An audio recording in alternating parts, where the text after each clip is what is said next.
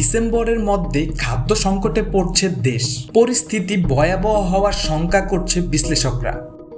দেশের দুর্যোগপ্রবণ জেলাগুলোর প্রায় 1,60,00,000 মানুষ আগামী ডিসেম্বরের মধ্যে বড় ধরনের খাদ্য সংকটে পড়তে পারে। একই সময়ে প্রায় 16 লাখ শিশু চরম অপুষ্টিতে ভুগতে পারে বলে আশঙ্কা করা হচ্ছে।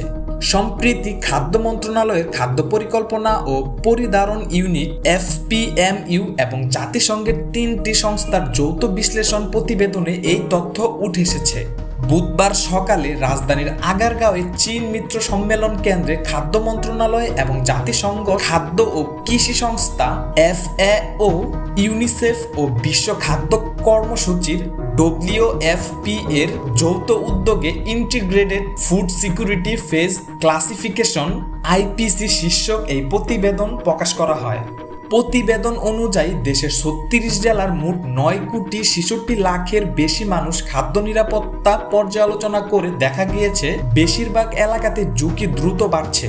তবে সার্বিকভাবে গত বছরের তুলনায় এই বছর খাদ্য সংকটে থাকা মানুষের সংখ্যা কমেছে।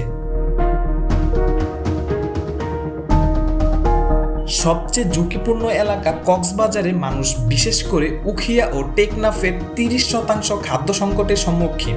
এছাড়া কক্সবাজার ও বাসানচর মিলিয়ে রোহিঙ্গা জনগোষ্ঠীর 40% ডিসেম্বরের মধ্যে খাদ্য সংকট ও জরুরি অবস্থায় পড়তে যাচ্ছে।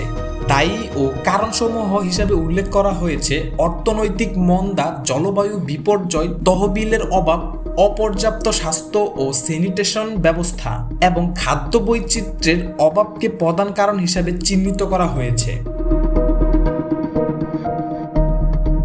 মে থেকে ডিসেম্বরের মধ্যে যে 13টি জেলায় 1,60,00,000 মানুষ খাদ্য সংকটে পড়ার সম্মুখীন হচ্ছে সেগুলো হলো বরগুনা, ভোলা, পটুয়াখালী, বান্দরবন, রাঙামাটি, বাগেরহাট, সাতক্ষীরা, জামালপুর, সিরাজগঞ্জ, গাইবান্ধা, কুড়িগ্রাম, সুনামগঞ্জ ও কক্সবাজার। জানুয়ারি থেকে এপ্রিল মাসে খাদ্য সংকটে থাকা নোয়াখালী, হবিগঞ্জ, মৌলভীবাজার ও সিলেটের পরিস্থিতি কিছুটা কমে ধাপ 2-এ উন্নতি হয়েছে।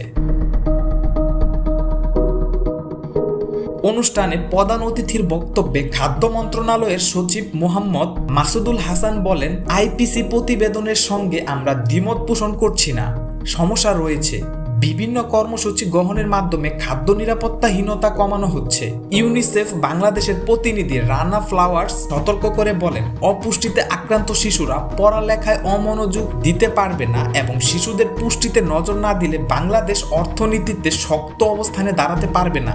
প্রতিবেদনের সুপারিশে পরিস্থিতি মোকাবেলায় জীবন রক্ষাকারী মানবিক সহায়তা ও খাদ্য নিরাপত্তাকে অগ্রাধিকার দেওয়া, পুষ্টি সেবা ও নজরদারি বাড়ানো এবং কৃষি ও মৎস্য খাতে সহায়তা বাড়ানোর কথা বলা হয়েছে।